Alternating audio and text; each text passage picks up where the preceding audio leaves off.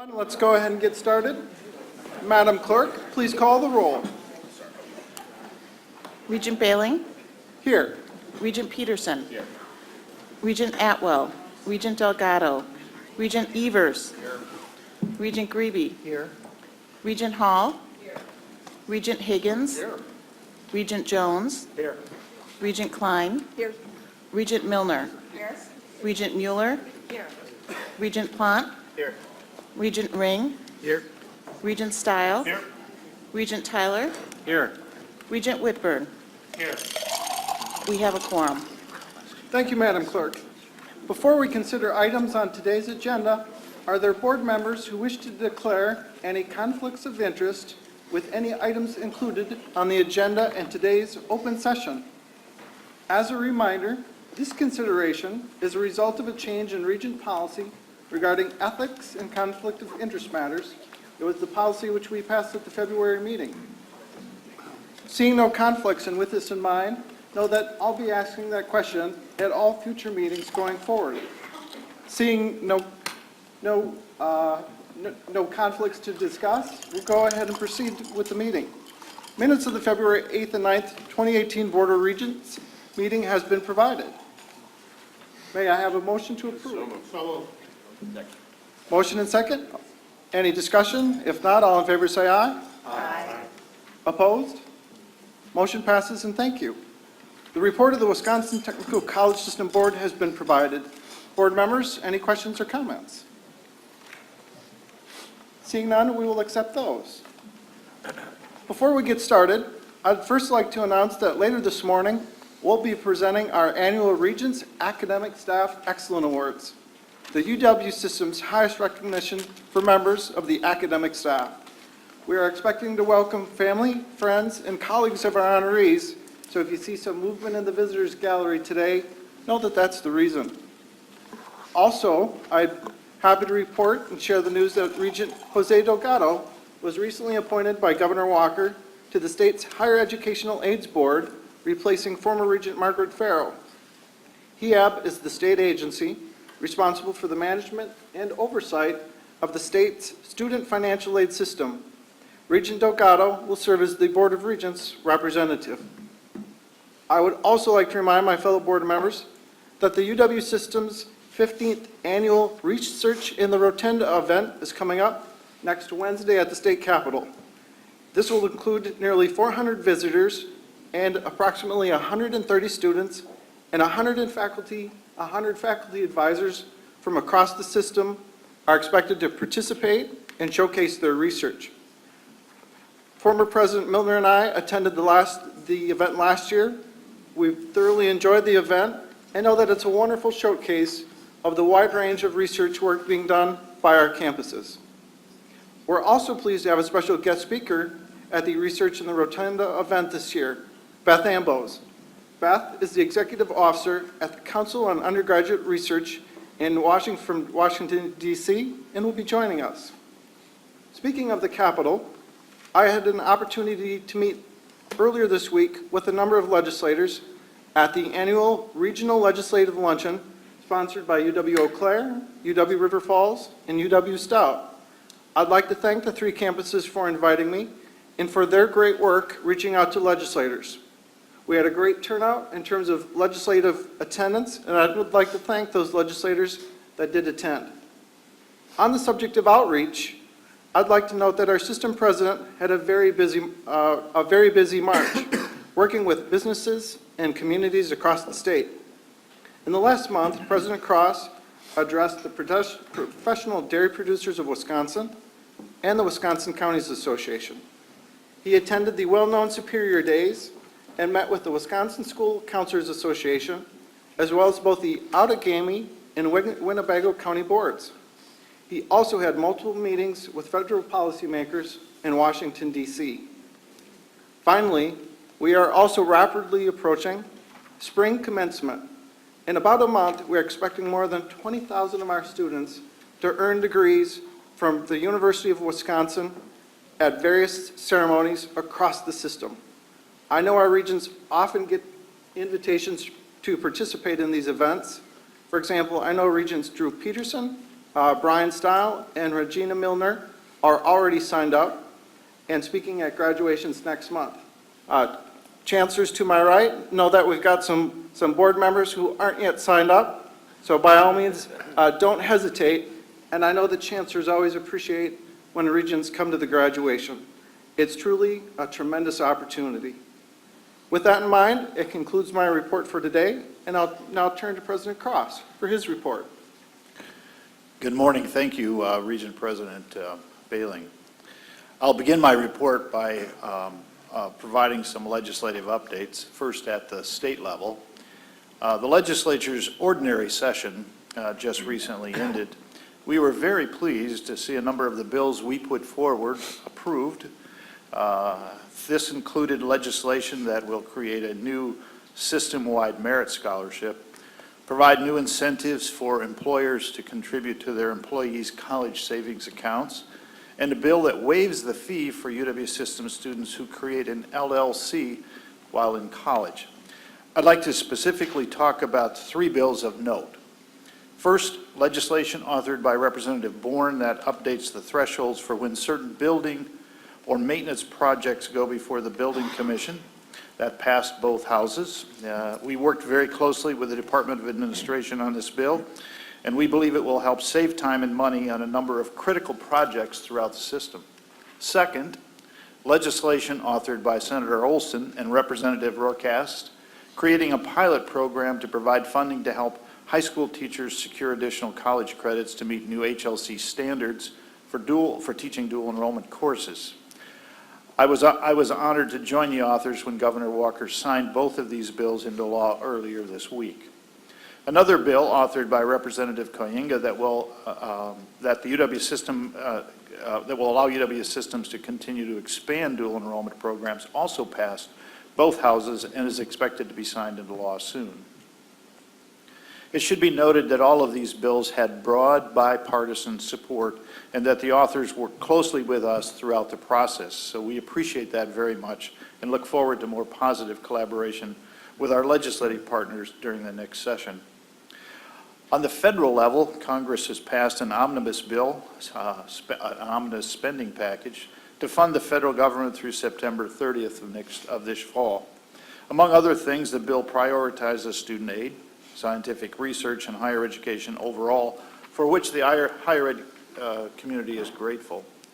Along with increases to several student financial aid programs, the National Institutes of Health, the largest source of research funding, which provides hundreds of millions of dollars in federal research funding to Madison and other UW system institutions, increased, as did funding for the National Science Foundation, the Department of Energy's Office of Science, and the U.S. Department of Agriculture. We will continue to keep you updated on other federal developments. I would like to share an invitation from Vice President Jim Henderson to all Regents and others to attend the annual Spring Conference on Teaching and Learning, hosted by our Office of Professional and Instructional Development. The conference here in Madison will be on April the 12th and 13th. It is focused on the joy of teaching in an age of digital learning. If you'd like more information, please contact Associate Vice President Carlene Vandezal. So now for some news from around the system.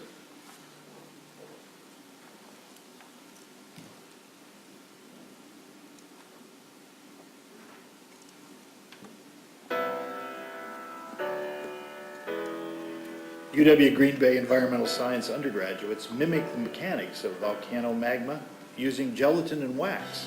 This student capstone experience models how magmas are transported through the Earth's crust, including ore deposits. UW Eau Claire's student and faculty researchers conducted a history harvest to gather stories and artifacts from area residents for Sounds of Eau Claire.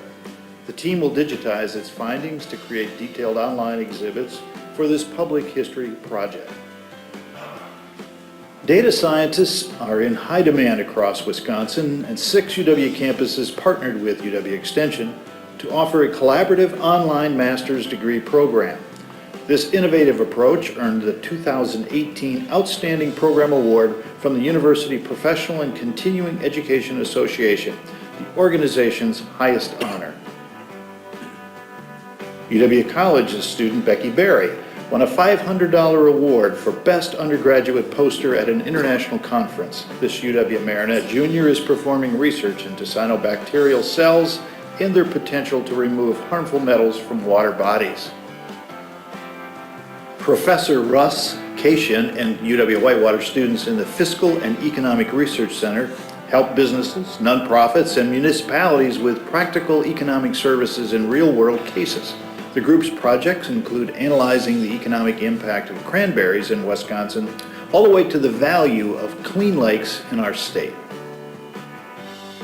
UW Superior Assistant Professor Dr. Janine O'Brien is hopeful her research team can better understand muscle and immune development to provide insight into rhabdomyosarcoma.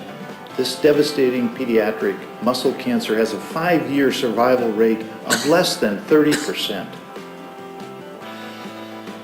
Research is a key part of UW Stout's STEM college curriculum, according to Dean Bomar. The recent STEM Student Expo featured about 115 research projects involving more than 370 students.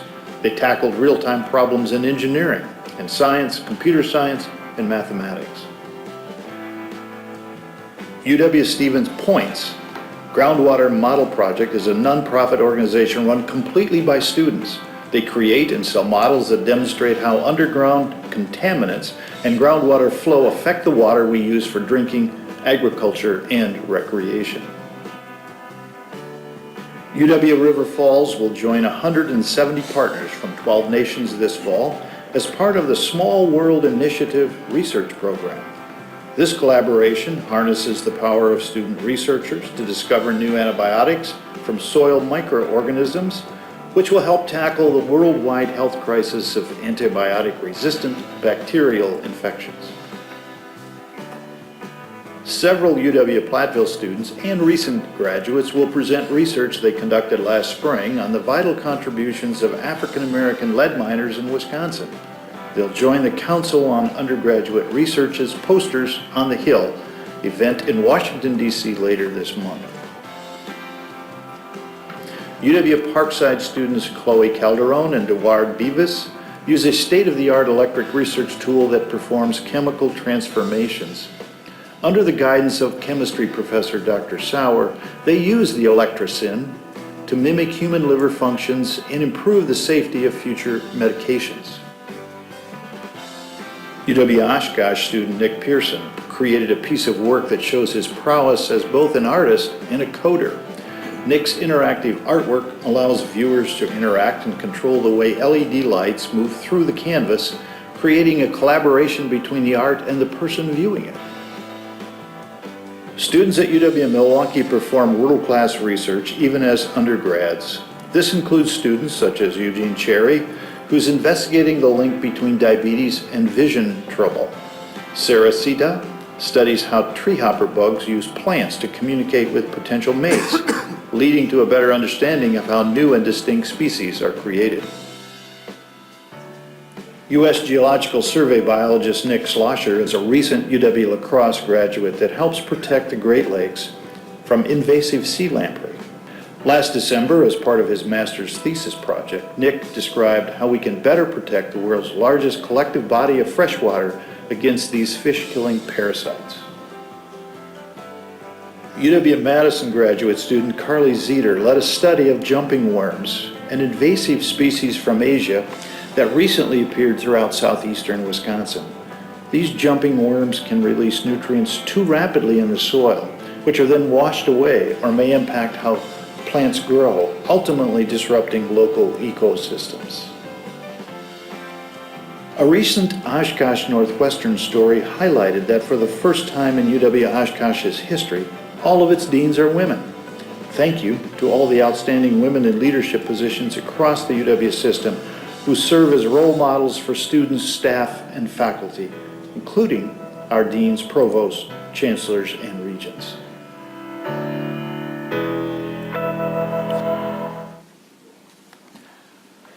I have one piece of late-breaking news that I'd like to share.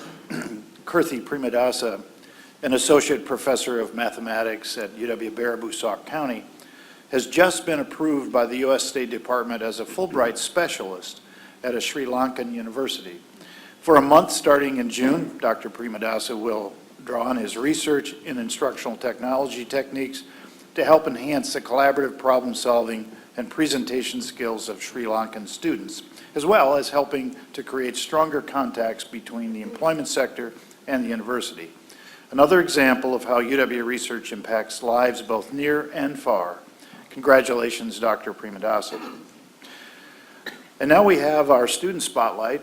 The intent of these regular presentations for the board members that are relatively new is to help all of us better understand what it means to be a student on one of our campuses, how they got here and why, and what they are working on and hope to do in the future, what issues are most important to them.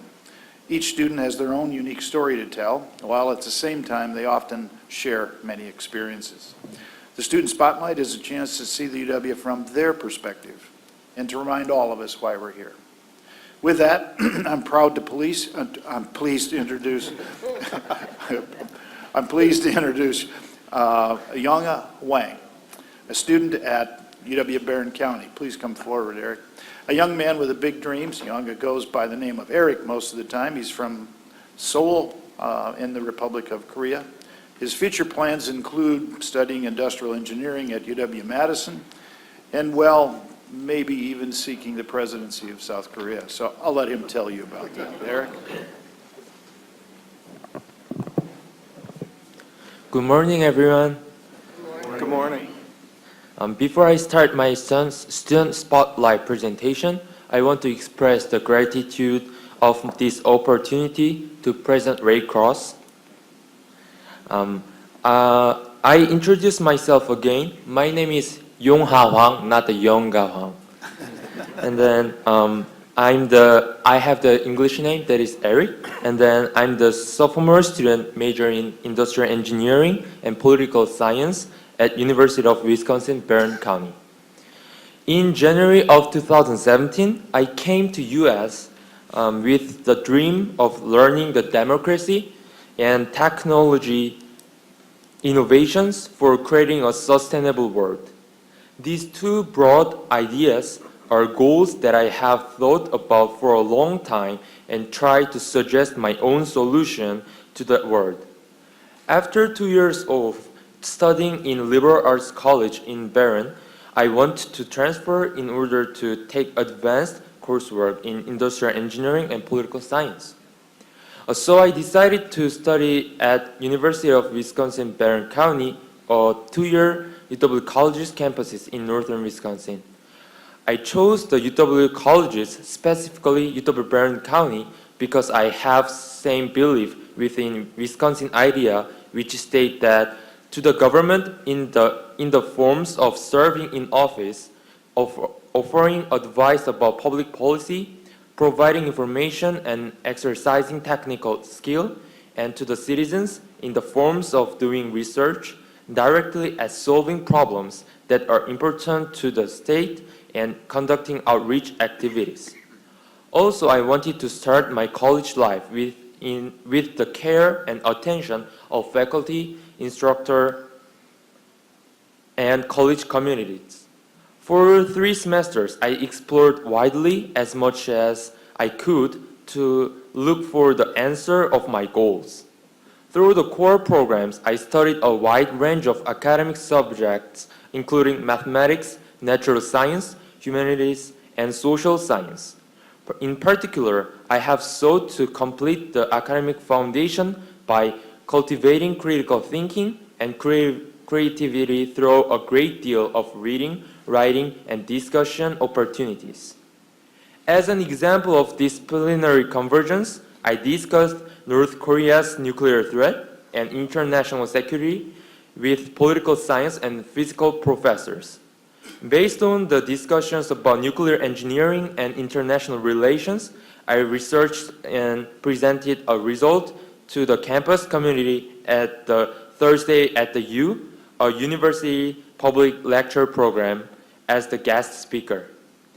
This academic journey in college community environment and coherent student experience were basis for preparing me to enter a 4-year university to specify my academics.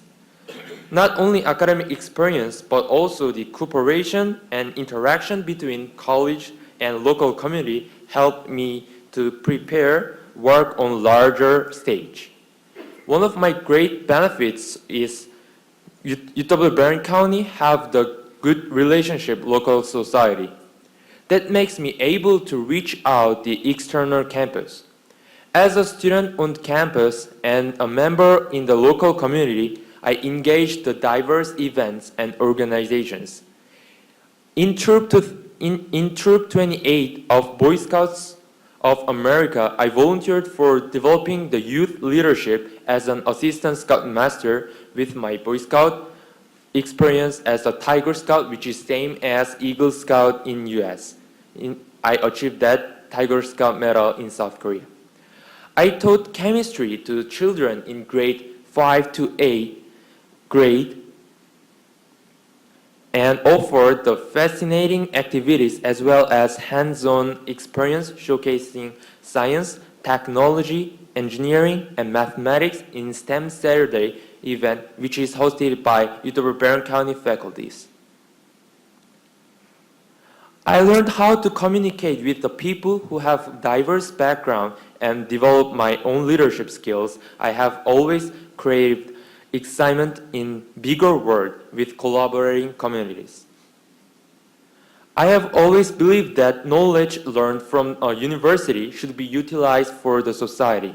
For learning the connection of contribution of knowledge and society, I took a summer public policy course, Washington Seminar, which is provided by Wisconsin Institute for Public Policy and Service. During the seminar, I had a discussion with Speaker of U.S. Congress Paul Ryan, Wisconsin Governor Scott Walker, and State Supreme Court judges in Washington, D.C. and Madison about current issues that we face.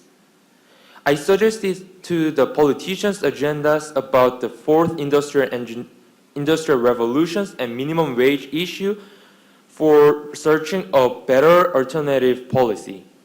I also got opportunity to advise the student allocated fee issue for U.S. Senator Tammy Baldwin.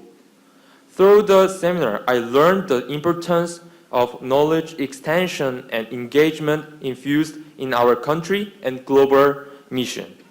Last summer, I worked at United Nations headquarters as an intern of South Korean delegations to the UN.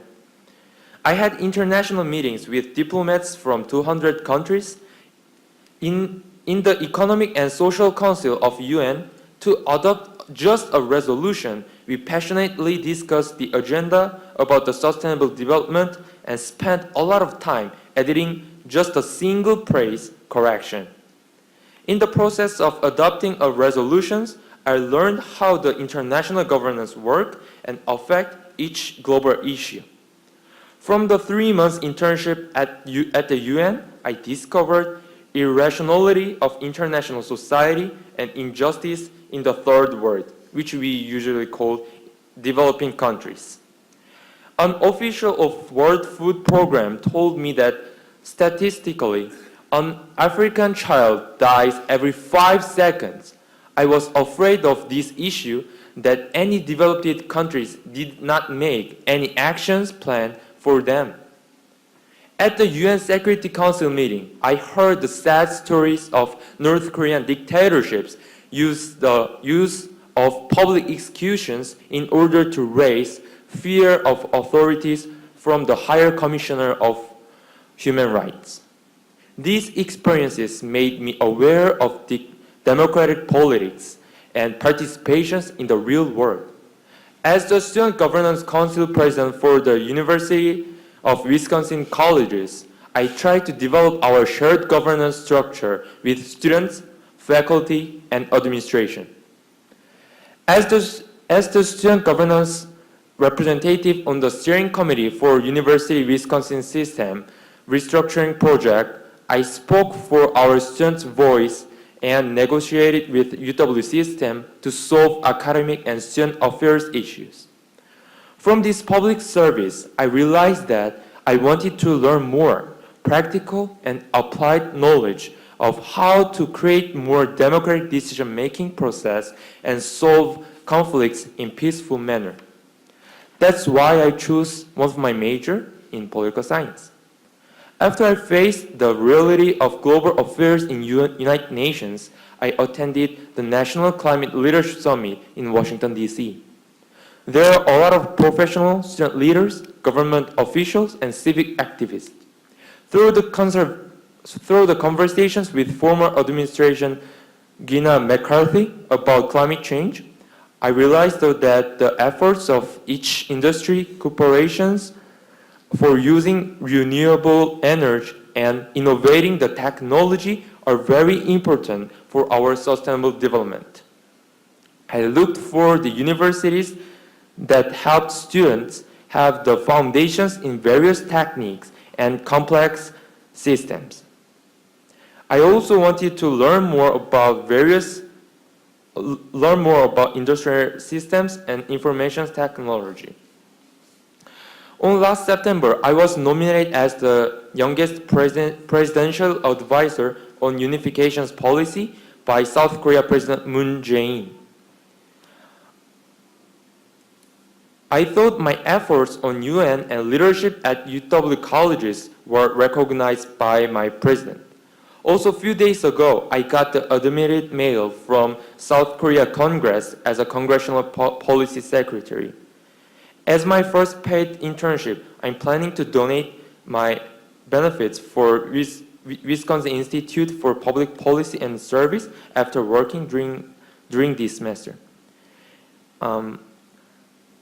If I'm able to transfer UW Madison right after this semester, I will dig deeply into my academic majors and prepare the future wisely. If I can focus on accumulating diverse academic experience in past days, I would like to study more deeply in order to find the solutions, sustainable technology innovations in developing countries and building a just society through democracy based on previous academic experience. Through industrial engineering, I would love to rescue the world from poverty, climate change, and economic inequality based on the research about technological development and industrial innovation. Through the political science, I would suggest the vision of democratizations to the people in the autocracy countries into democratic governance, which liberty and justice are maintained. After graduate and transfer to UW Madison, I will keep studying these fields as interdisciplinary research in graduate school and serve as an official of United Nations Industrial Development Organizations for the Global Sustainable Development. I'm also planning to run the presidency of Republic of Korea to help the democratizations of North Korea and unify two nations peacefully. I strongly believe that these two sprint tasks would be solved by my passions, efforts, and interests.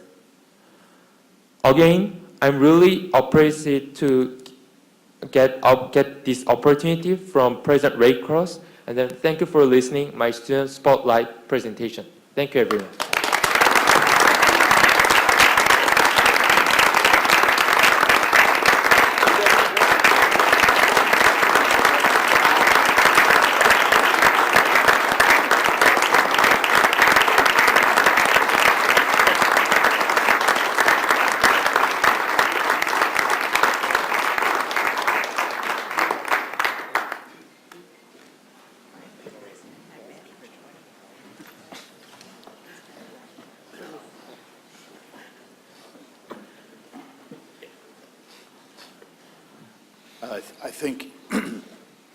I think Eric, you should know that Eric was especially proud of the fact that he has a paid internship this summer.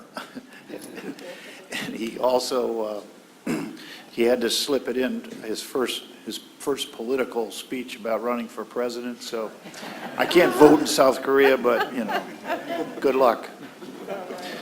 Back to you, Regent President Bailey. Thank you, President Cross. Now turning to athletics, in 2012, the Board of Regents approved new reporting guidelines calling for UW institutions to participate in NCAA Division I athletics to annually provide information to the board regarding academic compliance matters. This accountability framework allows the board to provide proper oversight and also safeguard the well-being and success of our UW system athletes.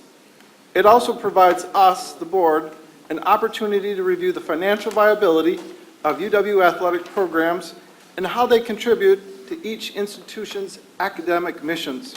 Through these regular reports, we hope to maintain good lines of communication between the institutions and this board. Today, we'll hear a report from UW Green Bay's Athletic Director, Charles Guthrie, and I'd ask that Chancellor Miller, you help us kick this off. Thank you, Regent President. This is a great pleasure for us to be here this morning to talk to you about the Division I Phoenix Athletic Program, of which we're very proud. I want to introduce a new member of the Phoenix community, Mr. Charles Guthrie, who's been our athletic director for 8 months now. It's less than a year. We're very excited to have Charles with us to lead this Division I program. This is a very, very important program to the University of Wisconsin-Green Bay. This program includes some of our best students. It's one of our principal connections to this very sports-minded community. We have long traditions in basketball, in particular in this program. This program gives us national exposure through our ESPN contracts, and we also have developed some regional rivalries, particularly with Milwaukee. So far, we've dominated in that category.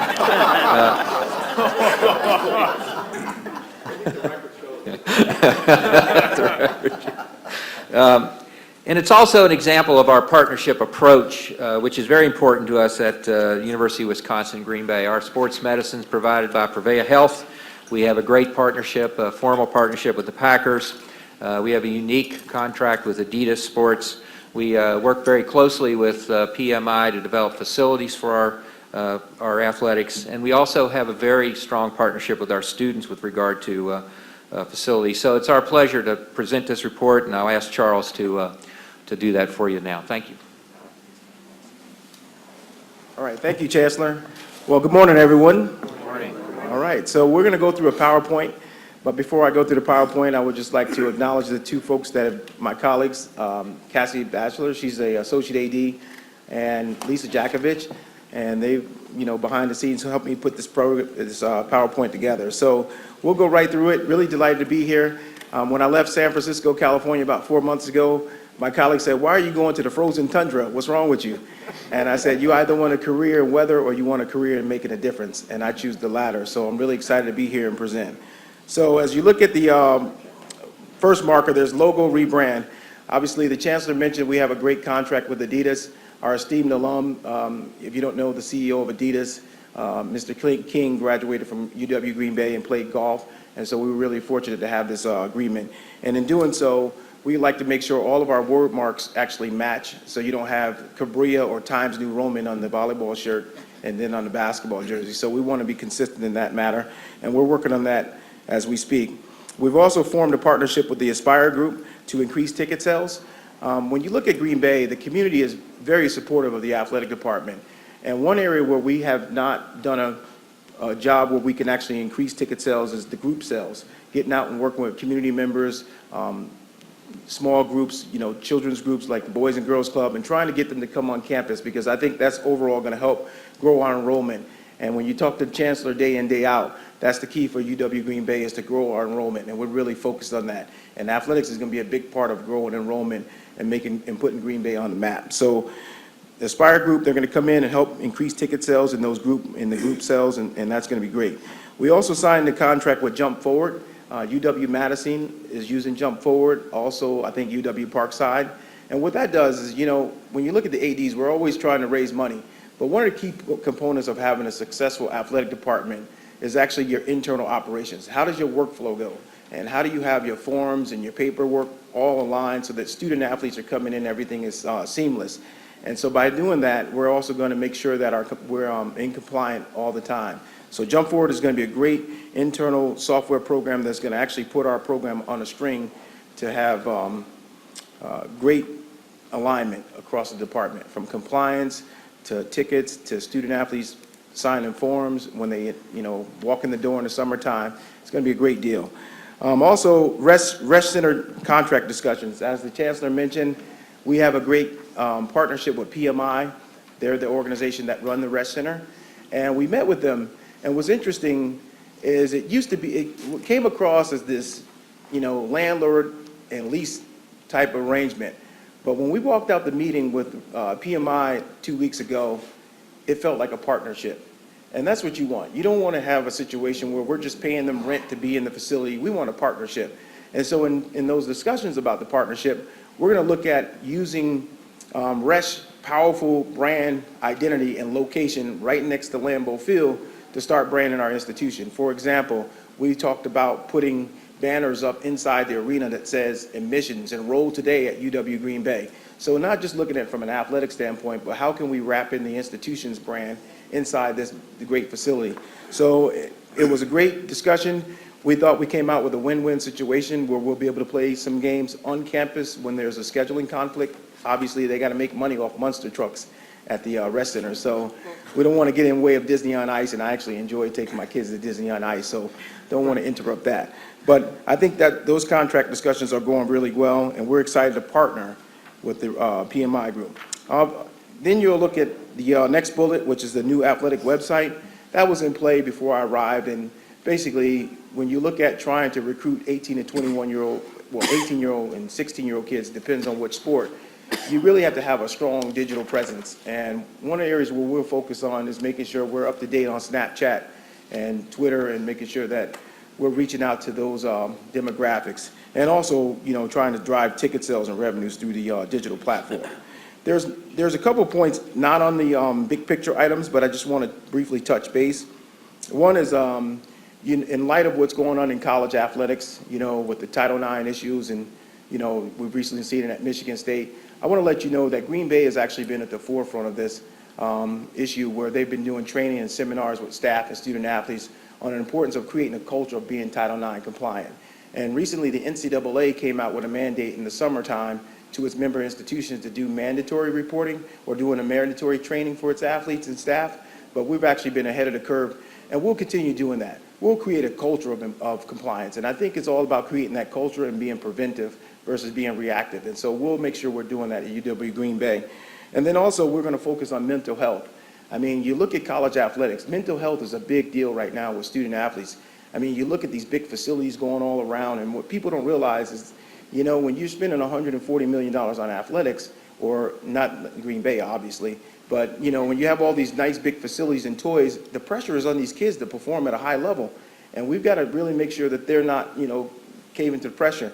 And I was recently at a consortium down at the Final Four, and they talked about how a vast majority of students are feeling lonely. And so that's a big challenge for us as educators, to make sure that we're doing the best we can to provide our students a great environment. So we'll focus on that piece. And then the other piece, moving from California, most institutions in California that I've been a part of for 17 years out there are really using student fees to fund athletic programs. Recently, a place I worked at, UC San Diego, I think they're charging their students almost $4,000 a year to go to Division I, which is absurd in my opinion, but that's their deal and I'm not in their business. But the reality is, I think you have to be conscious of that and give your students a return on their investment. So we're going to really focus on giving our students a return on their investment for the fees that they pay at Green Bay. And that means not putting them up in the rafters for season tickets, but getting them down on the floor and doing creative ways to engage them at the games and really make it excited for them so they know that, yeah, I'm making an investment here, but this is a great deal. And one of the beauties of UW Green Bay is we have a shared facility, which is very unique for Division I athletics, where we share our facilities with the greater student body. And so it's not like some elite facility where no one can get on and play basketball, pick up basketball, or go to a soccer field. So that's really exciting because it's almost like the total package of integrating the students into the athletic department. So that's the big picture items. I'll go over some highlights, and I can't take credit for this because I just started, so the 2016-17 highlights were before me. What I can say is with the women's basketball team, they won 19 straight Horizon League championships. Well, they won 20, so I can take credit for that. So we went to the NCAA tournament and obviously played against Minnesota. Those Gophers, they got us. We were up 14 points going into the fourth quarter, and they stormed us, came back on us. But we're going to regroup, and I think we've a fantastic women's basketball program. We're really excited about our coach, and we'll keep moving that program forward. Men's basketball, in 16-17 earned their 5th straight postseason appearance playing in the CBI. Volleyball in 16-17 finished runner-up in both the regular season and conference tournament. This year, we finished runner-up in the conference tournament in 2017, and we actually went to TCU. We went to like the Elite Eight in the NIT. They brought the National Invitation Tournament back for volleyball, and we finished in, we went to the Elite Eight in that tournament. Men's soccer, they captured the 2017 Horizon League Championship, and they finished runner-up in the tournament. So they lost to Chicago in the tournament for the right to play Madison this past year.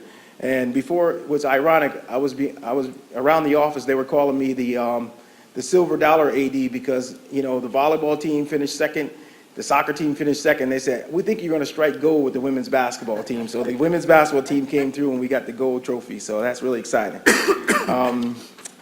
Let's go through the 2016-17 highlights with the outdoor recreation complex update. That's a $4.9 million facility. And again, going back to my initial comments, it's a shared facility. So we'll share it with the students. They'll be able to play intramurals, recreation, club sports. That's exciting. We'll keep the name Aldo Santaga. The Santaga family has been very generous to the University of Wisconsin Green Bay, and we're really honored to keep that name on board as a part of the stadium.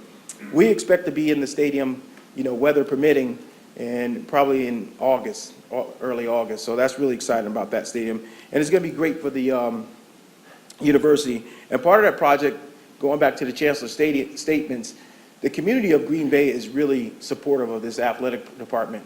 And we had a lot of donors come through to help fund this project. It was kind of a joint funding project between students and donors.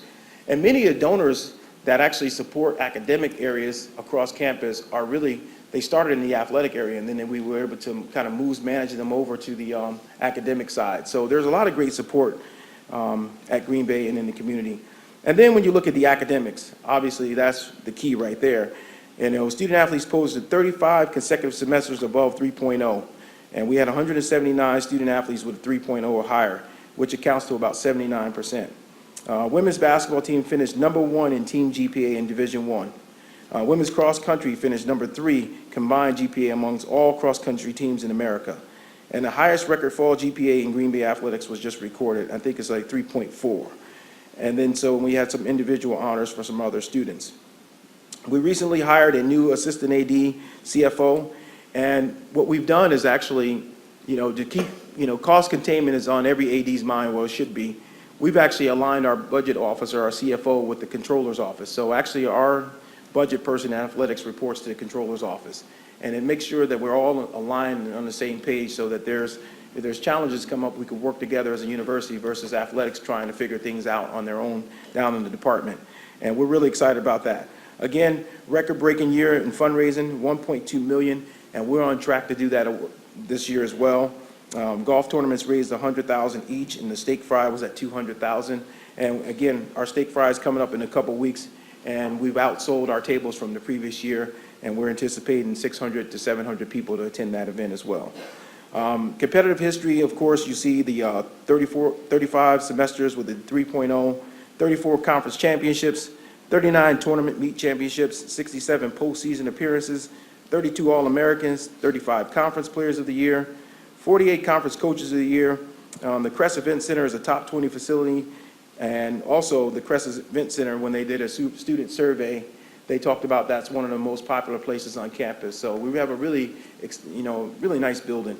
And then our philosophy in athletics, you know, our goal is to grow the university, help with enrollment, drive the brand of University of Wisconsin Green Bay, and partner with the community. You know, be out there with the community and make sure that they know that's their university.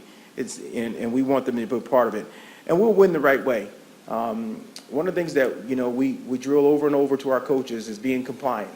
That, you know, you don't want to get the trophy and win a championship and then have someone come take the trophies away because you didn't do it the right way and cut corners. So we'll make sure that we're on our coaches and on our staff, educating them about doing it the right way. And then, you know, they say athletics is the front porch, but I learned a new term. They said athletics is the kitchen of the university. There's a lot cooking in there. So we like to think we're the kitchen and we got a lot of things going on. And I guess I'm the chef. And so we're going to make sure we have a good product and put it on the plate for people to really enjoy it. I thank you for your time, and I guess I'll take any questions you may have.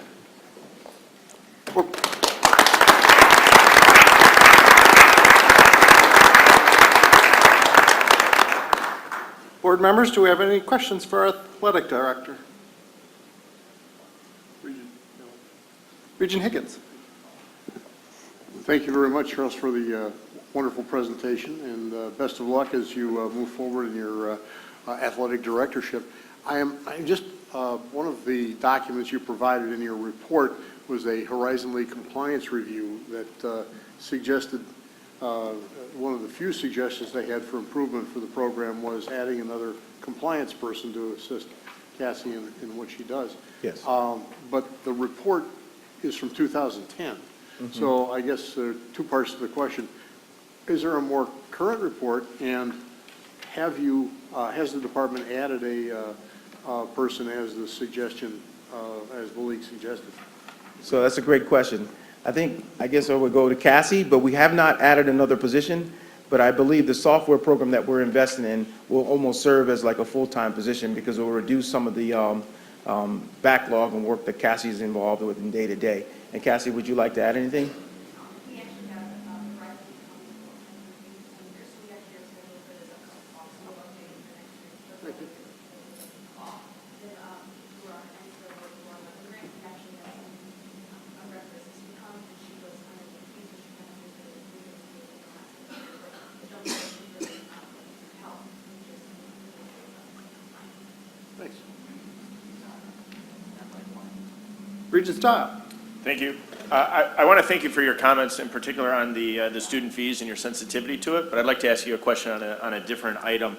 Can you just comment a little further on your compliance program, and in particular as it relates to Title IX? I think as a group, sometimes we spend correctly a lot of energy on our flagship program, but I think it's worthwhile digging down into our other D1 programs.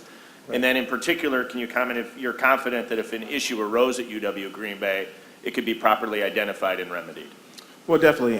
You know, I've been on the job 4 months, so I'm trying to like take everything in. I think that's 80 working days, but since we work, you know, Monday through Sunday, it's probably like more like 150. But that being said, I've drilled down with Cassie, who oversees our student development program and compliance, and I'm really confident in what we've done as far as, you know, online training, you know, speakerships to have in front of the student athletes to create a culture of compliance. And I think that's the piece, you know, when you talk about Title IX, do you create a really culture of Title IX compliance? Are you invested?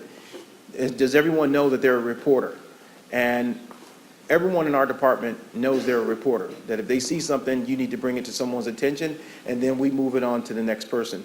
And in athletics, we won't get involved in investigations. That's not our role to be doing investigations. We move information to the appropriate people, we follow up and make sure the information is being followed up, and we go from there. So that's kind of the environment we're creating, and it was in place, but we're going to ratchet up to the next level as well. Thank you. Regent Whitburn. In furtherance to the question, you are the chef, so we look to you That's it. to see to it. Definitely. Thank you. Any other board members with questions? If not, we'll let our athletic director go, and thanks again for your All right. wonderful presentation. Thank you.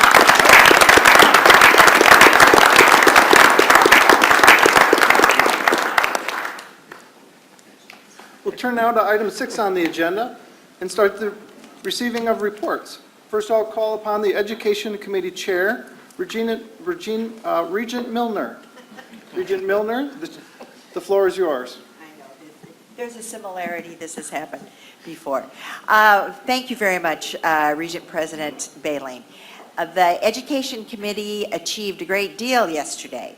We first received a special report from Vice President Jim Henderson, who provided an update on UW System Math Pathways Initiative, which has been awarded a $2.3 million grant from the Great Lakes Foundation. Next, the committee unanimously approved 6 academic degree programs, and I'll briefly review them so you can have an understanding of what's transpiring in the increase of academic degrees. The first degree was a collaborative online master's science degree program in healthcare administration. This program responds to the rapid growth in the healthcare industry.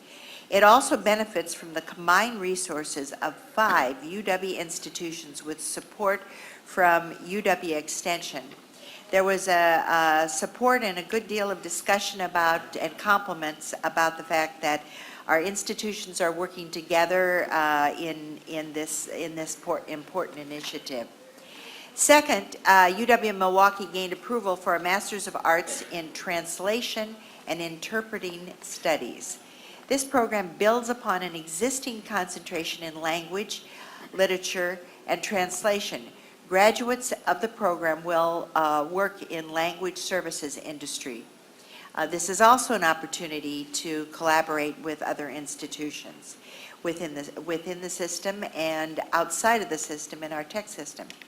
Third, with its new degree completion program, UW Oshkosh will allow students with associate degrees from Wisconsin Technical College to complete a Bachelor of Science degree in software technology. Once again, working collaboratively with the tech colleges.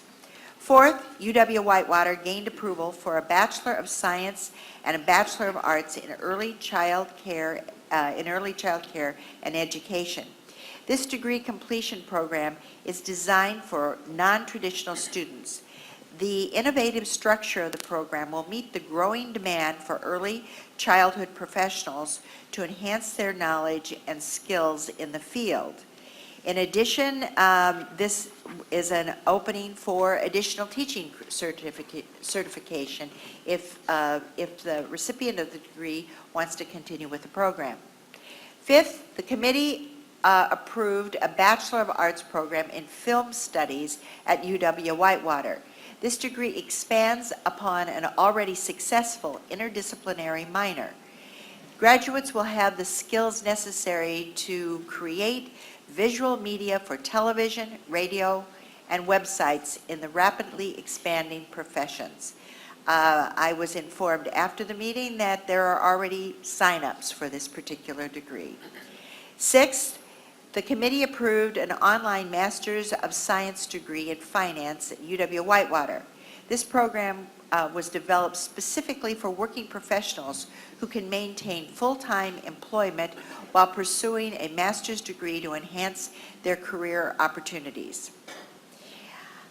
Next, the committee approved UW Parkside's faculty policies and procedures related to faculty layoff or termination policies. Now, this particular policy is also run through not only their faculty, not only their Senate and their administration, but through our legal department. We also approved the annual request from UW Madison and UW Milwaukee to the Vilas Trust Fund. Finally, in order to advance the Education Committee's ongoing discussion regarding the future of teacher education programs in Wisconsin, Dr. Mary Ann Rankin and Dr. Michael Marder delivered a presentation entitled An Overview of 20-plus Years of UTeach and Its Impact. They described the UTeach program, which is an innovative teacher training program at the at the University of Texas in Austin. Over the past 2 years, UTeach generated a remarkable increase in STEM teachers in Texas. The UTeach Institute also provides guidance and resources to ensure successful implementation of similar teacher education programs at universities all across the United States. In closing, I move the following resolutions for adoption by the board. Resolution 1.1C, approval of the collaborative online Masters in Science and Healthcare Administration from UW La Crosse, UW Parkside, UW Platteville, UW Stevens Point, and UW Stout, with support from UW Extension. Resolution 1.1D, approval of a Master's of Arts in Translation and Interpreting Studies from UW Milwaukee. Resolution 1.1E, approval of Bachelor of Science in Software Technology from UW Oshkosh.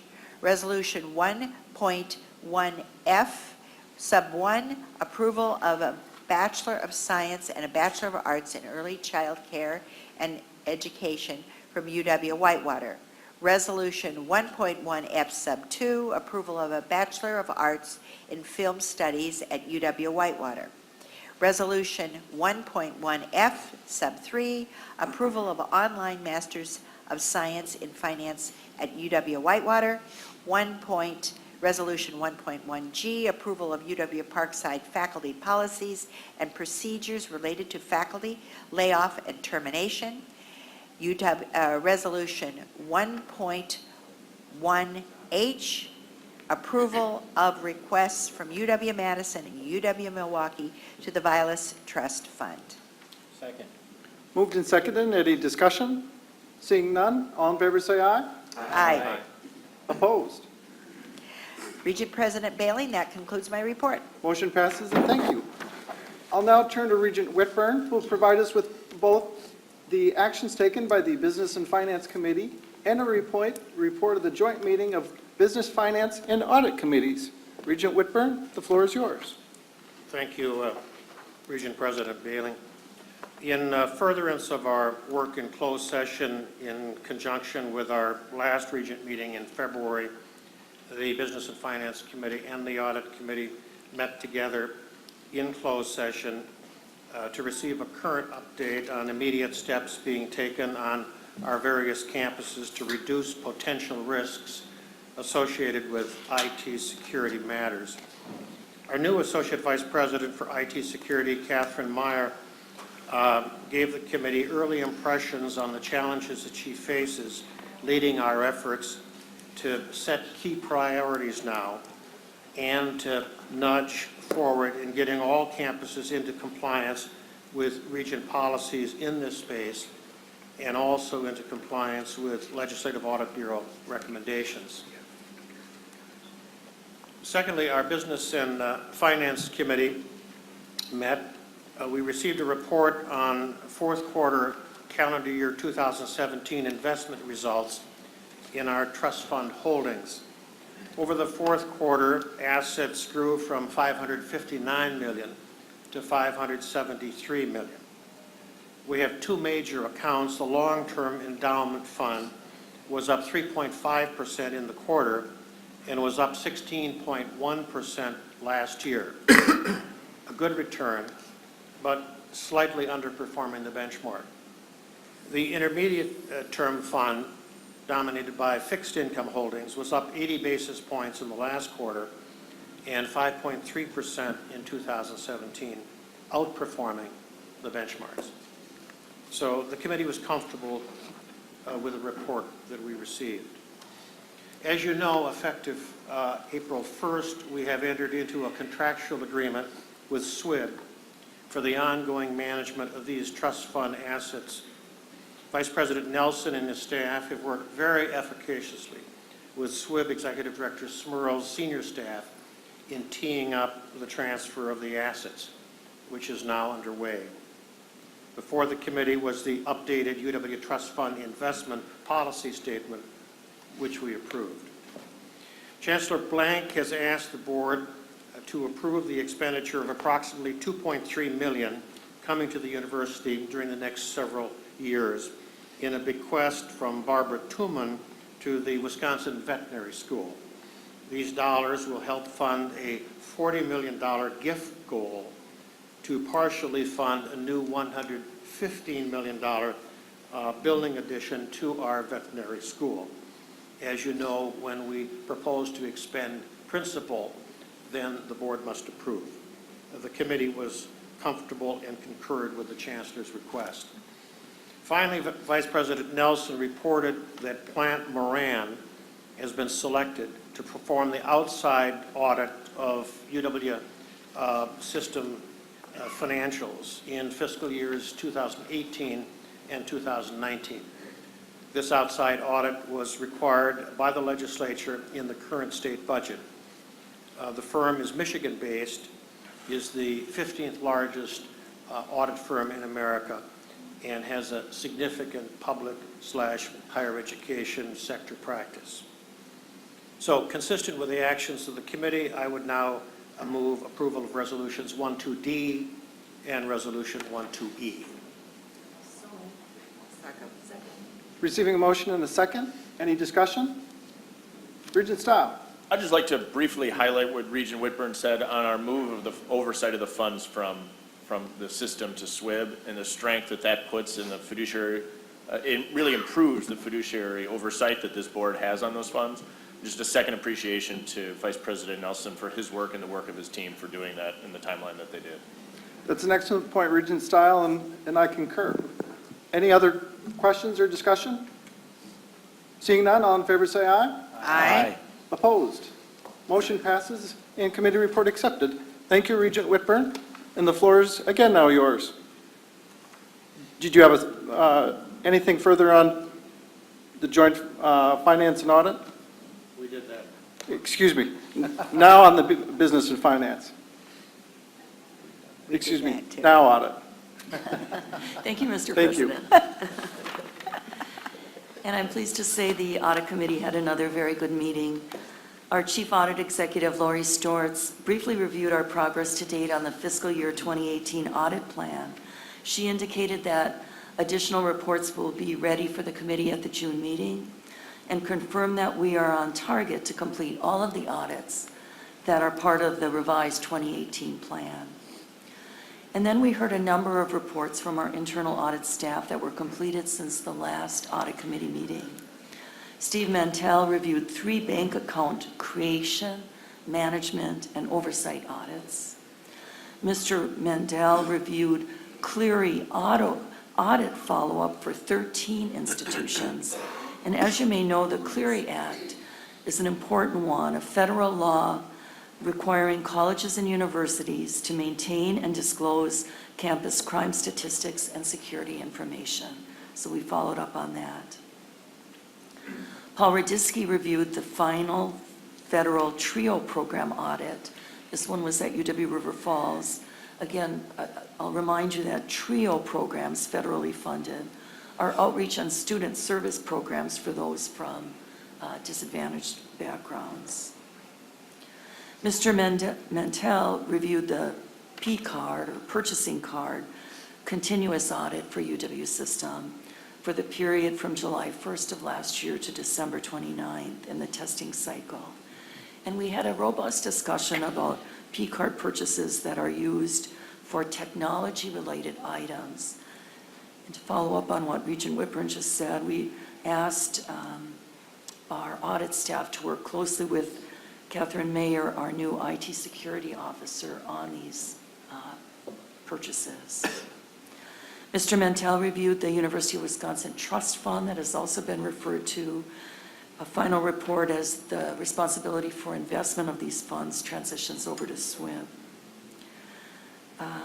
Mr. Mantell updated us on management's corrective action to audit comments. I'm very pleased to report that there's good cooperation on the part of our institutions. In fact, 43 comments, that's a lot, have been closed since the last audit committee meeting. Ms. Stortz provided the report of the Chief Audit Executive. She's been meeting with chancellors or their designees to plan for the upcoming fiscal year. And she indicated that they have had very serious discussions about our various areas of risk: strategic risk, operational risk, compliance risk.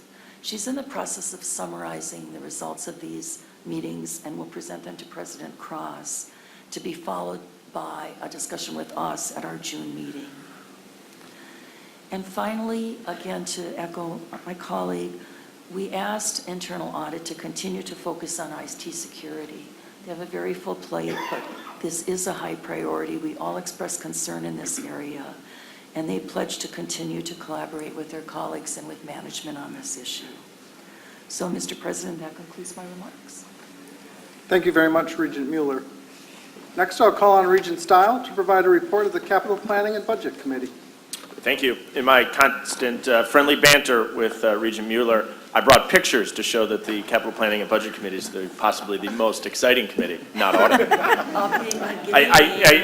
In all seriousness, I did bring the photos because I think adding the presentation to show the current state of some of our facilities is important. Four of the projects we'll be discussing today are core research and teaching facilities on our campuses. And by viewing the photos as we go along, I think you'll see why the committee believes it's important to reinvest in these facilities.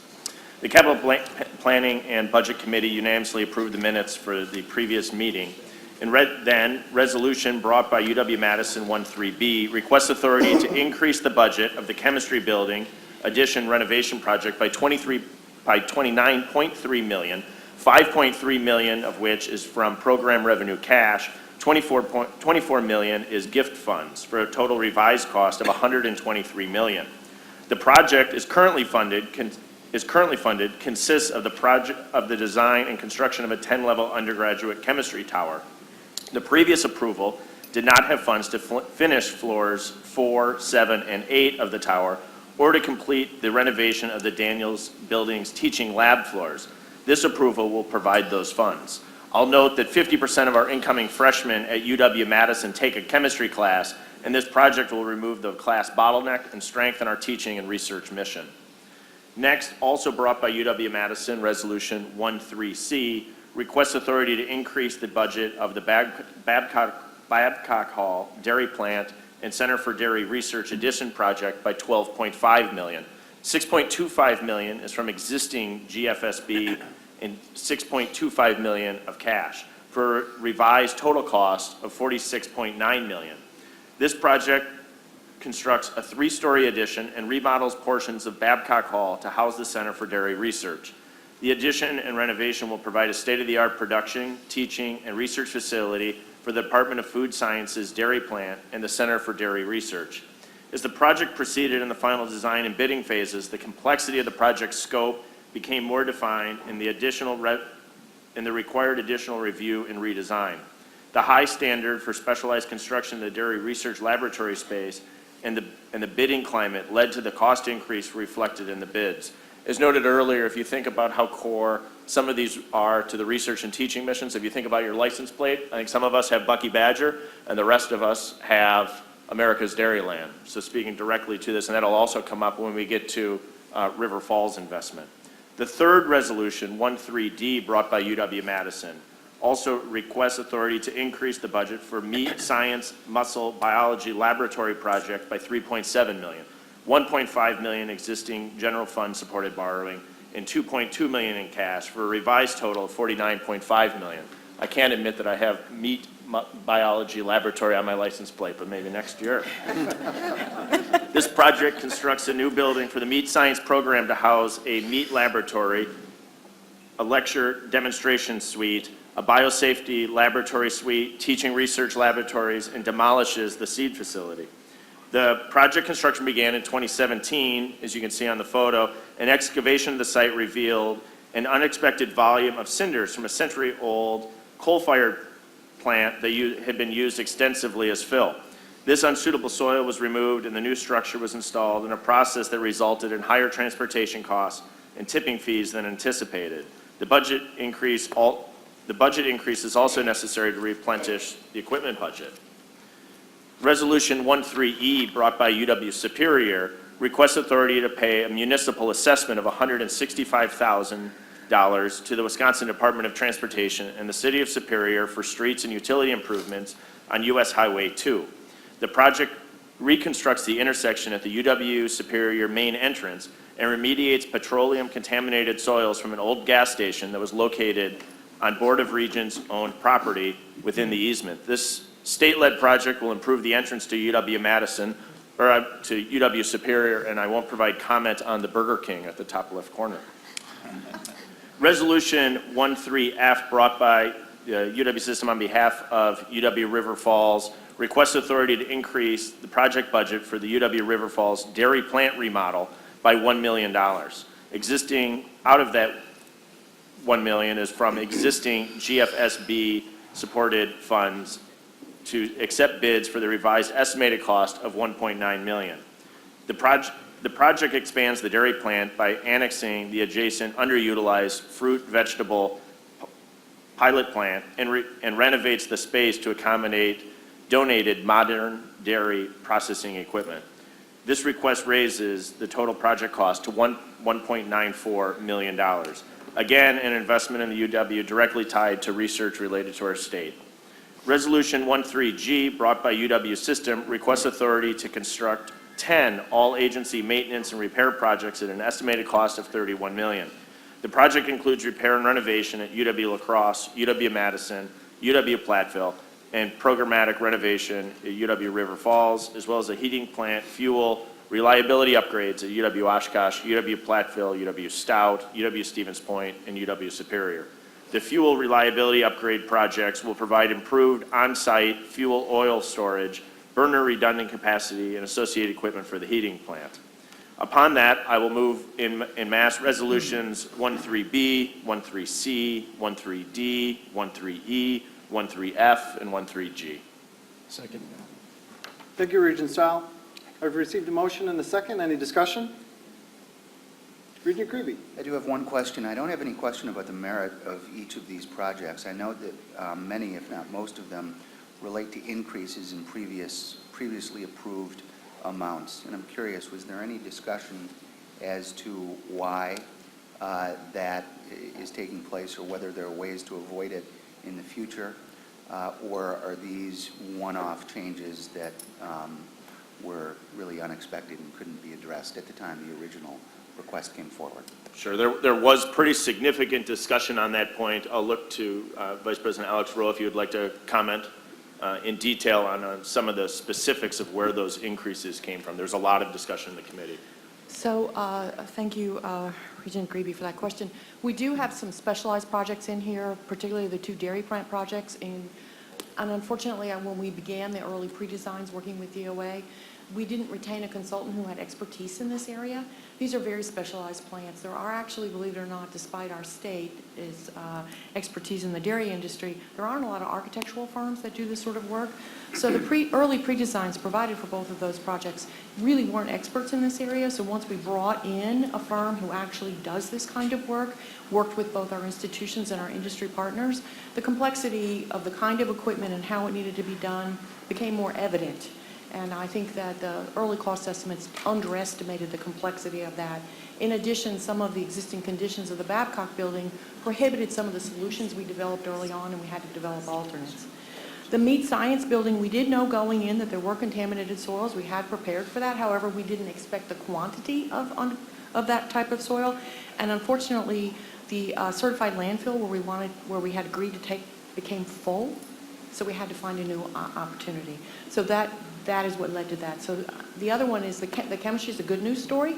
It's the rest of the money to do additional work. So that's unfortunately what some of these increases have been. We are cognizant of that. This has been quite a conversation about how to fund these and go forward and how do we do a better job of that. And we've talked with the DOA about not doing pre-designs with firms who don't do this for a living.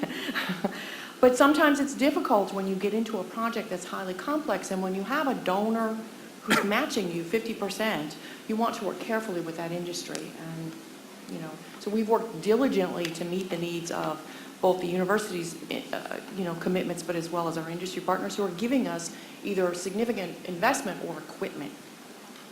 Thank you. Thanks. Thank you. Any other discussion or questions for our committee chair? If not, all in favor say aye. Aye. Opposed? Motion carries and report accepted. Thank you, Regent Style. Now I'll turn to Regent Hall to give us a report of the Ready Committee. Thank you. In Regent Style, this is the last but the best. Did you bring photos?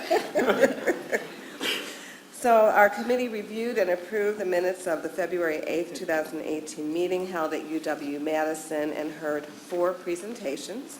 The committee heard a resolution regarding the Wisconsin Partnership Program, which in alignment with the Wisconsin IDEA is a program that reaches beyond campus to improve health in Wisconsin through community academic partnerships, innovative research, educational programs, and community engagement. I'll now read the resolution, which is Resolution I-4B. That upon recommendation of the President of the University of Wisconsin System and the Chancellor of the University of Wisconsin-Madison, the Board of Regents approves the appointment of Amy Kind to fill an unexpired term on the UW School of Medicine and Public Health Oversight and Advisory Committee of the Wisconsin Partnership Program, effective immediately through October 31st, 2018. I move for adoption of this resolution. Second. Motion and second. Any questions or discussion? Seeing none, all in favor say aye. Aye. Opposed? Motion passes and report accepted. Thank you. Thank you, Regent Hall. Thank you. UW-Madison Chancellor Rebecca Blank and Provost Mangelsdorf introduced the Innovative Posse Scholars Program, a multicultural initiative to recognize extraordinary high school scholars and support their academic journeys at the university.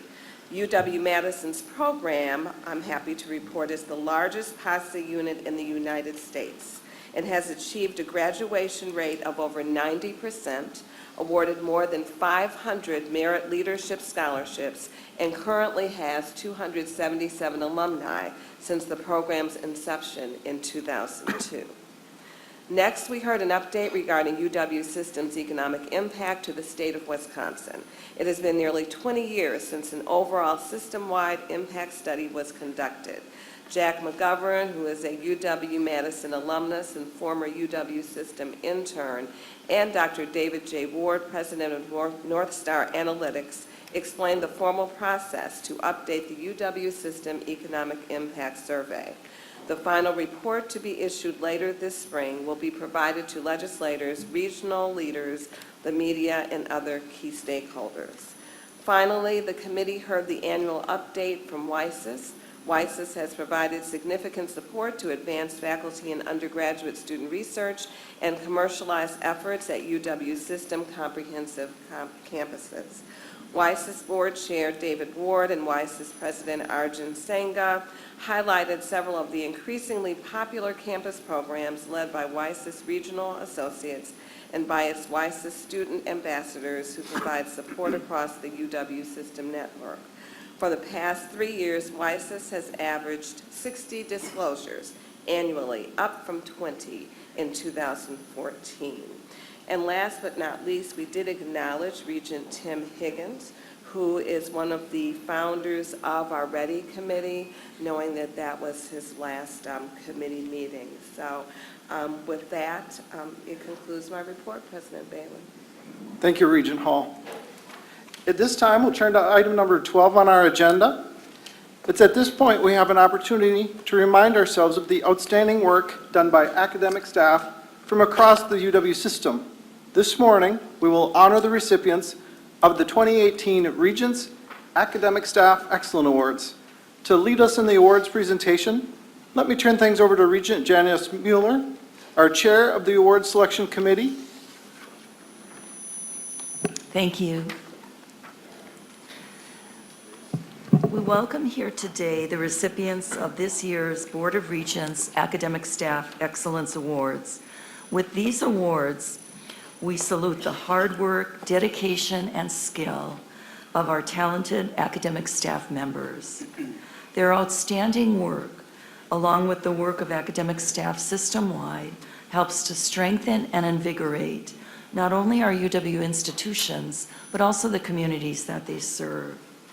Chairing the selection committee is always gratifying and an honor, but challenging also given the quality of the applicant pool. I greatly appreciate the time and effort of my fellow members of the selection committee this year and wish to thank Regent Atwell, Regent Peterson, and Regent Stile for their dedication, their input, and their insights.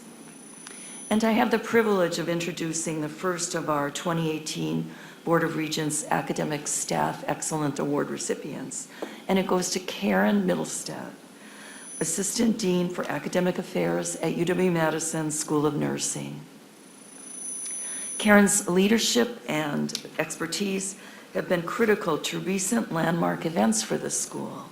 These include a Doctor of Nursing Practice reaccreditation process, which resulted in a very favorable review, a faculty redesign of the undergraduate curriculum, which required Karen's guidance in establishing 25 new courses, and the creation of an accelerated Bachelor of Science degree in nursing, which launches in May of this year and will allow students who have already completed an undergraduate degree to earn a nursing degree in 12 months.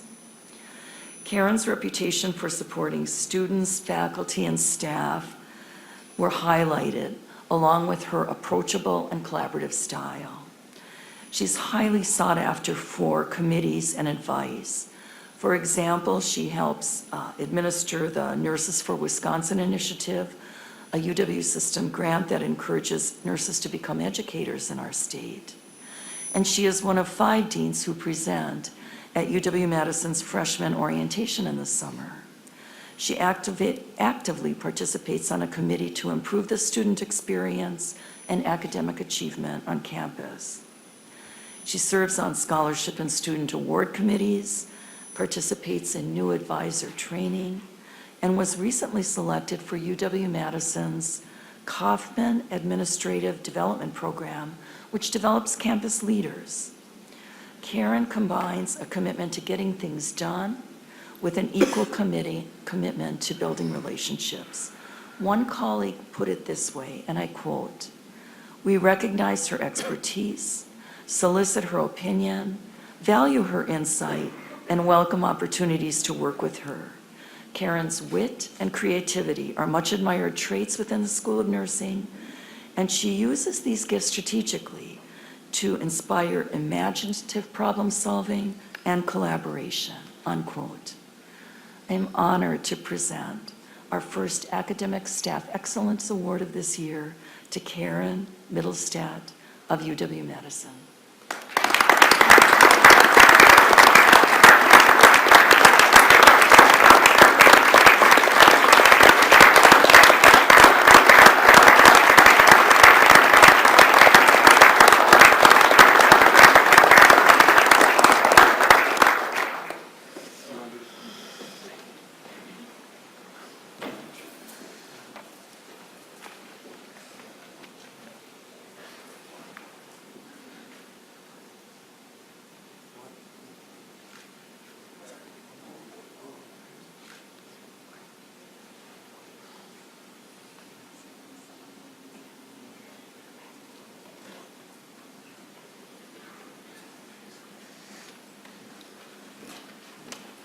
Thank you, everyone. It's a tremendous honor for me to be here today and also a lot of fun.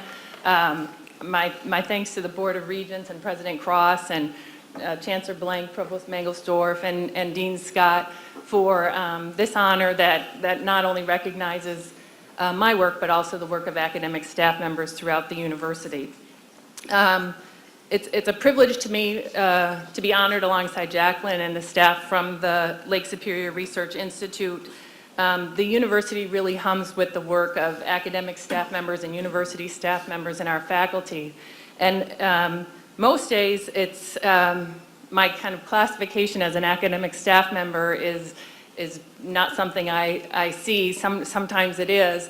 And I think sometimes it's not necessarily because the University of Wisconsin School of Nursing here at UW-Madison is a particularly egalitarian place. I think more often it's because with our dean, Dean Scott, being so hard-charging and so busy thinking up ideas and ways to grow more programs and increase our enrollment and enhance our research funding, that when she puts us all in a room together and tells us to please make it so, who we are or what we are doesn't really matter to us anymore, and we just try to get the work done.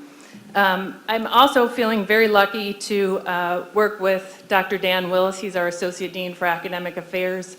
Dan's only been with us since last July, coming from Boston College, but he's been a tremendous addition to our School of Nursing and also my work.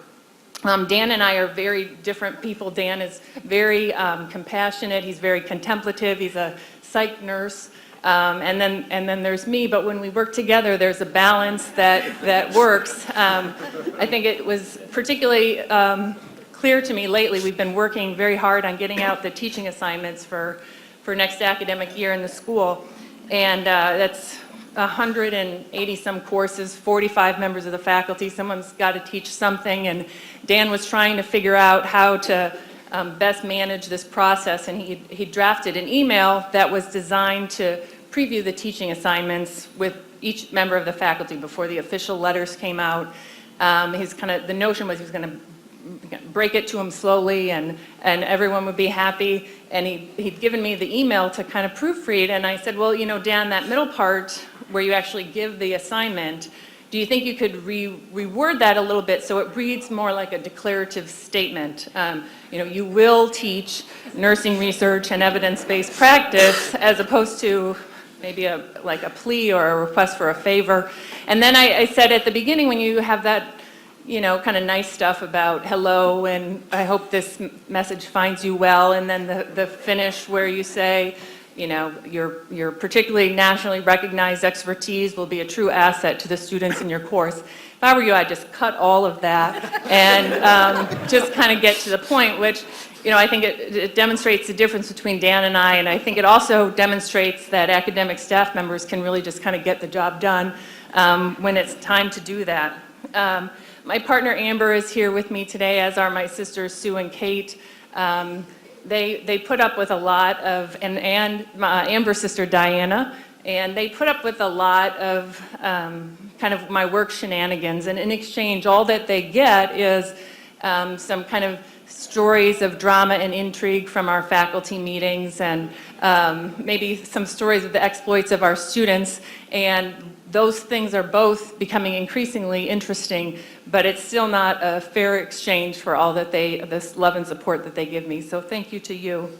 Our team back at school, they're also very excited for this award. We were talking about it at a staff meeting last week, and I was trying to be kind of gracious, and I said, well, some part of this award is also because of all your hard work, and they were very eager to try to put a percentage on the part that they could claim.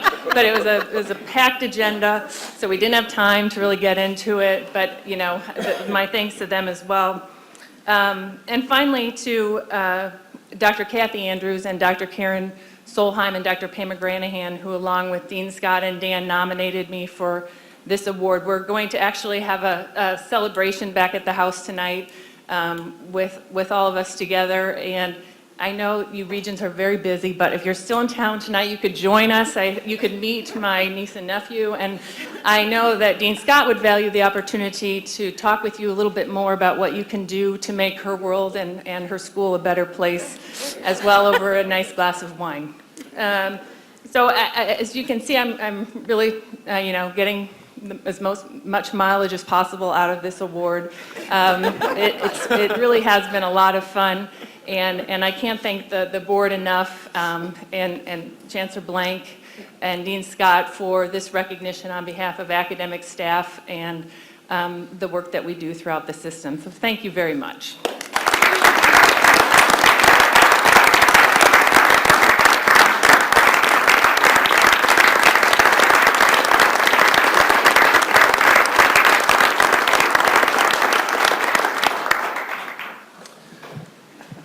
Well, good morning, everyone.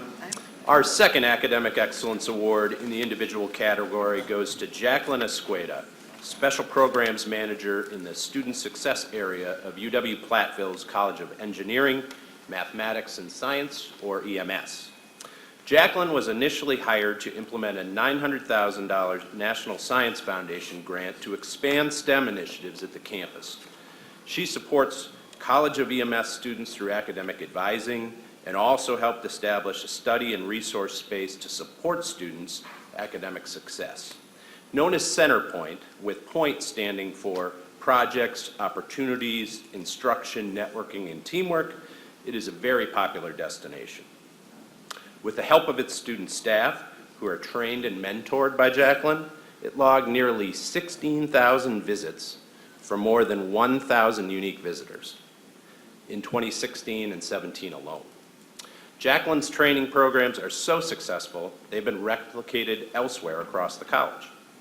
In addition to these retention efforts, Jacqueline is active in STEM youth outreach. She coordinates the EMS Expo, which is the college's largest outreach event with more than 1,600 participants. She organizes the Explore Engineering High School Summer Camp, and she leads a College of Engineering, Mathematics, and Science ambassadors. Outside of her role in the College of EMS, Jacqueline was instrumental in opening Pioneer Provisions, a food pantry on campus dedicated to combating food insecurity among college students.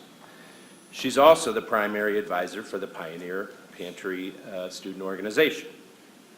Jacqueline is described as a true team player who is often the first person to offer assistance when needed. UW's Platteville's interim provost describes our honoree, and I quote, "Anyone who knows Jacqueline would describe her as professional, organized, committed, and excellent. She's never afraid to try something new, and she has absolute nonstop energy," unquote. On that note, I'm truly honored to present our second Academic Excellence Award to Jacqueline Escueda of UW Platteville.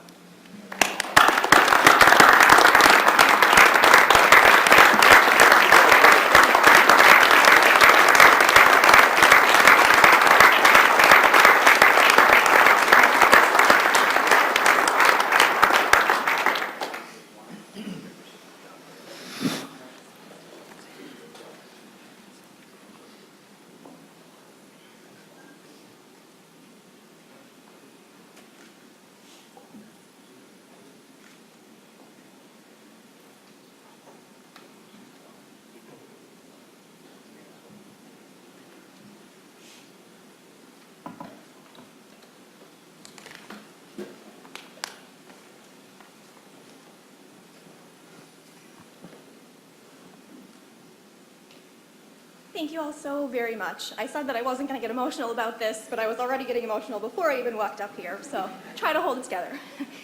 This is really truly an honor. I'm very humbled to accept this award, especially from the University of Wisconsin system, which has really been such an integral part of who I am.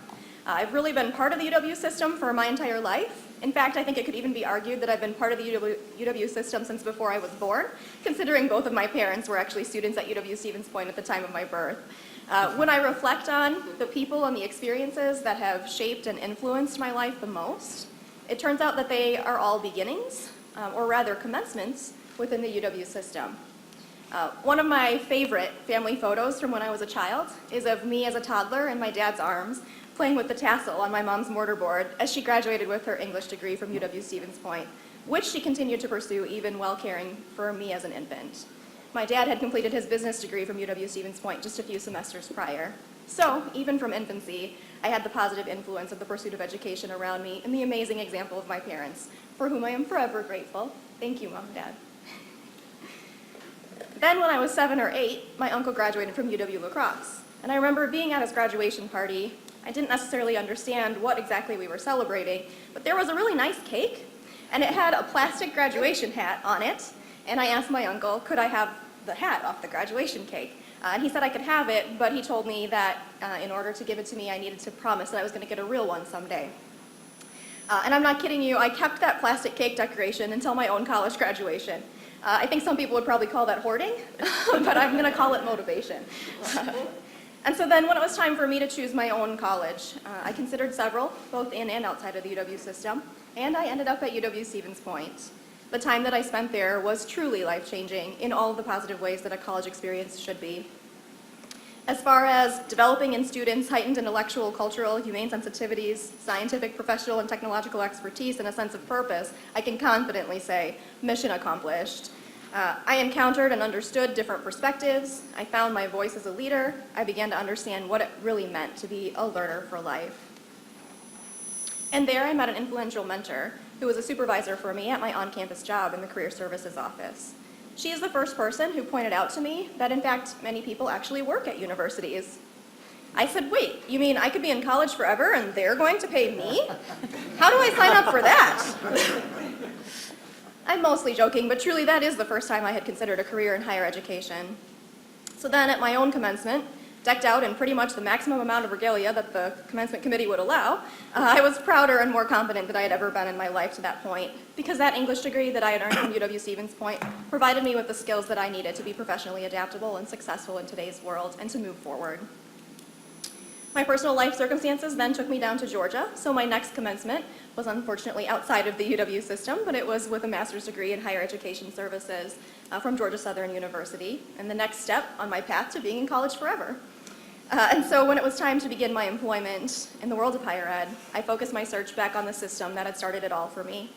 I applied to my current position at the University of Wisconsin-Platteville specifically because of UW-Platteville's mission and influence in the region as an access institution, and because of my department's unique position within that institution. My department, Engineering, Mathematics, and Science Student Success Programs, is led by my nominator, Tammy Selman-Stevens. No surprise, she's a two-time graduate of the UW-Wisconsin system. Tammy, who is also a former recipient of this award, thank you to her for being a mentor and a nominator for me for this. The department that she built exists to encourage broadened participation in engineering, mathematics, and science, and it does so as a student services unit built into the infrastructure of the academic college. It was then and remains today a perfect fit for me. I'm so lucky to be able to work around such amazing student-centered people, like my colleague Kim, who's here with me today. And this award is every bit as much theirs as it is mine. I certainly cannot take credit for all the wonderful work we do. I would not be able to, nor would I want to do the work that I do without those folks around me every day. After beginning my position at UW-Platteville, the next commencement in my life was actually my little brother's in 2013, also a graduate of UW-Stevens Point. At this one, we stamped another of my favorite family photos with all four of us around the wooden model of the old main dome. And I think at this moment I was prouder than even my own commencements. Another commencement in 2016, when my 80-year-old grandmother earned her associate's degree from UW-Stevens Point. And we were back for another commencement as she received a standing ovation from a full gymnasium. So back in 1905, when President Van Hise said that he wanted the influence of the university to reach every family in the state, I don't know if he meant it quite as literally as all of that, but my family has certainly been well influenced by the University of Wisconsin system, and that has certainly shaped my life and who I've become. Because of all these commencements past and all the ways that they've influenced and shaped me, I feel so extremely privileged and honored to give my career in service to the mission of educational access to the UW system and to all of the commencement's future that I will hopefully influence in return. Thank you so much for this recognition.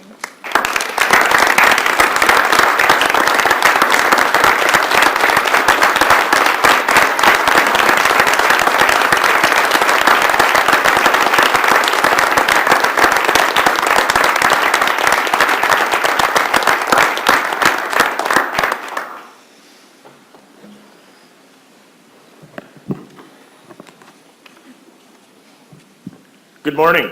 Our third award goes to a program whose success is exemplary. This year's program award winner is Lake Superior Research Institute, LSRI for short, which is housed at UW Superior. The institute is currently directed by Dr. Matthew Tenike. Along with Regent Ring last October, I visited LSRI and learned how it conducts environmental research and provides services that benefits the Great Lakes region and beyond. LSRI's highly regarded research has diverse expertise from studying and providing guidance on water resources to air and soil quality. They monitor coastal wetlands, restore waterways and shorelines, and help prevent the spread of invasive species. In collaboration with its partners, including the Environmental Protection Agency, LSRI has achieved an international reputation for environmental research. The Lake Superior Research Institute has developed strong partnerships with more than 150 local, state, federal, and tribal governments. It is one of only 5 labs in the state that is certified to conduct certain tests related to water quality. This certification has allowed LSRI to provide a much-needed service to people of northwestern Wisconsin who can now have samples of well water tested without expensive shipping costs. Last year, LSRI celebrated a milestone anniversary, its 50th. Over the decades, it has involved over 550 undergraduates in freshwater research and generated more than $60 million in grants and contracts. The Institute benefits students by sponsoring self-directed undergraduate research projects and providing annual scholarships in partnership with the UW Superior Foundation and Advancement Office. Many of its students have gone on to pursue postgraduate education and/or careers in science. The nomination materials included this observation from one UW Superior graduate, quote, "Without a doubt, choosing to work for LSRI has been one of the smartest decisions I have made. And working in the LSRI laboratories gives crucial real-world experience that simply cannot be replicated in the classroom," unquote. It is with great pride that I present this year's Academic Staff Excellent Award to the Lake Superior Research Institute of UW Superior, represented today by its director, Dr. Matthew Tenike. Congratulations.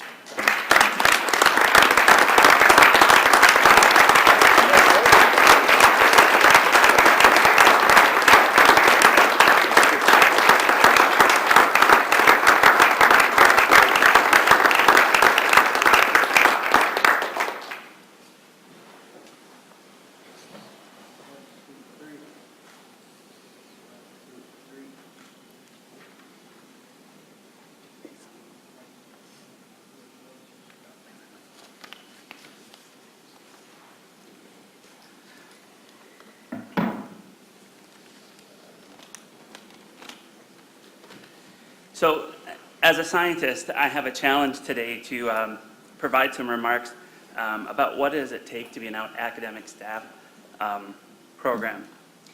First, I'd like to thank my colleagues. They're not here. We couldn't charter a bus to be here. It was impossible, but there are 19 of us. So on behalf of myself and them, thank you very much. First, I'd like to also thank Chancellor Wachter and Provost Weisenberger for their support. They've been instrumental in helping us overcome some of our challenges that we face as a research center. So what does it mean? Well, it's hard to put it into humanistic terms. As scientists, we like to quantify things, assign them Latin names, crunch numbers, examine them with the t-test, and tell you you're wrong. Doesn't work that way. So here's my approach to it. It takes staff that have passion for natural resources while trying to improve the lives and the livelihood of the people of northwestern Wisconsin and beyond. Our staff have to be creative and innovative. They have to be committed to outstanding achievement. Our staff are currently and always have been very nimble, not in the sense that they're running around in the laboratory or being very agile, but they have to respond to and adapt to change in the area of applied research. It changes frequently, and often we don't know what the next environmental issue will be. LSRI staff are also highly dedicated to training future generations of skilled scientists and leaders. In fact, 70% of the current staff right now are alum from UW Superior. They've come back to continue that legacy of training future students, researchers. As was pointed out earlier, we've trained over 550 students. Many of them have gone on to careers in research, graduate school, or natural resource management positions as a result of working with us or in our labs. Besides simply providing a solid training program, what may be even more critical, LSRI staff are very skilled at inspiring young minds. We often see transformations in young people as they've discovered that they've had these untapped gifts. LSRI staff help the students build a strong sense of purpose, which in turn led the students to use their lives for making a difference in the world. You stole my thunder, but you're going to hear this quote again because it's a good one from a former student that worked in our lab. This was a student by the name of Cole Holmstrom. Again, he said, "Without a doubt, choosing to work for LSRI has been one of the smartest decisions I've made. Working with the LSRI laboratories gives crucial real-world experience that simply cannot be replicated in a classroom. Employers are looking to hire people who can work independently, problem solve, and follow exacting protocols. The opportunity to hone these skills while completing an undergraduate degree provides an unparalleled advantage after graduation. The years I spent in the labs were formative and priceless." And we get testimonials like this all the time. So in closing, what I'd like to say, through a half a century of operation, the applications of the goals and the mission of the Lake Superior Research Institute have been met through dedicated work of staff and students, a lot of hard work, and support from the university administration. There is no doubt an extended library of research has been completed. The innate curiosity and drive of the LSRI staff is going to continue to propel us forward down this path of creativity and innovation, excellence of performance, and an outstanding achievement of applied research. Thank you.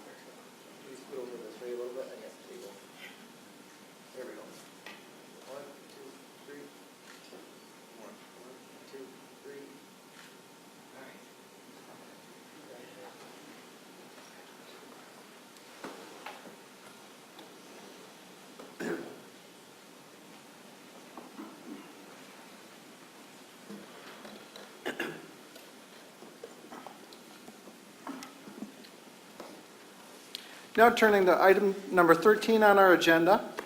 Yesterday, the board approved Jess Lathrop as our new executive director and corporate secretary. As an officer of this board, the person who holds this position must be elected by ballot if there is more than one nominee, or by voice vote if there is only one nominee. Is there a nomination to elect Jess Lathrop as secretary of the Board of Regents? So moved. Second. Moved and seconded. Are there any other nominations? Are there any other nominations? Are there any other nominations? Seeing none, all in favor say aye. Aye. Motion passes, and thank you.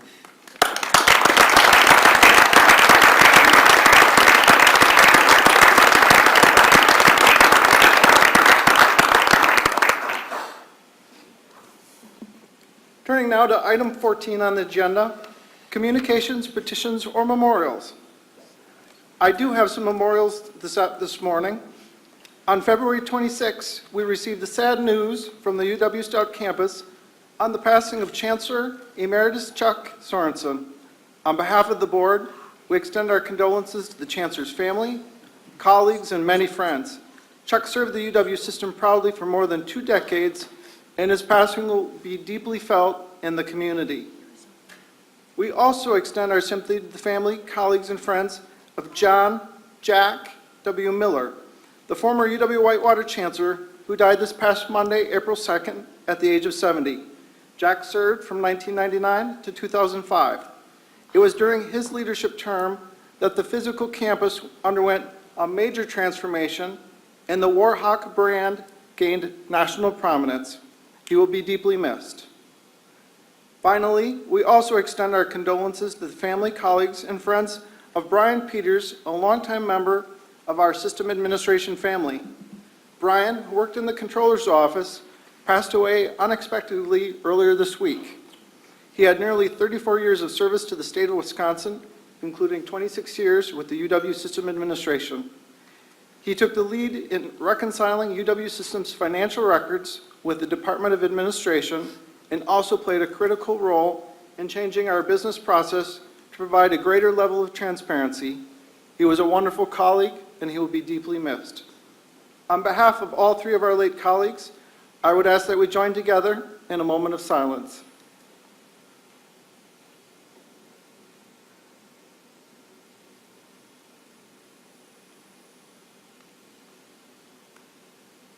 Thank you, board members. Now I would ask that all board members stay in place while we complete the roll call vote to move into closed session. Then the Regents will relocate to the Sonata Room. Vice President Peterson, will you please read the motion to move into closed session? I move that the Board of Regents move into closed session to A, consider personal histories or disciplinary data of specific persons relating to the UW Oshkosh Foundation matter, which, if discussed in public, would be likely to have a substantial effect upon the reputation of such persons as permitted by Section 19851F Wisconsin statutes, and B, to confer with legal counsel regarding pending litigation.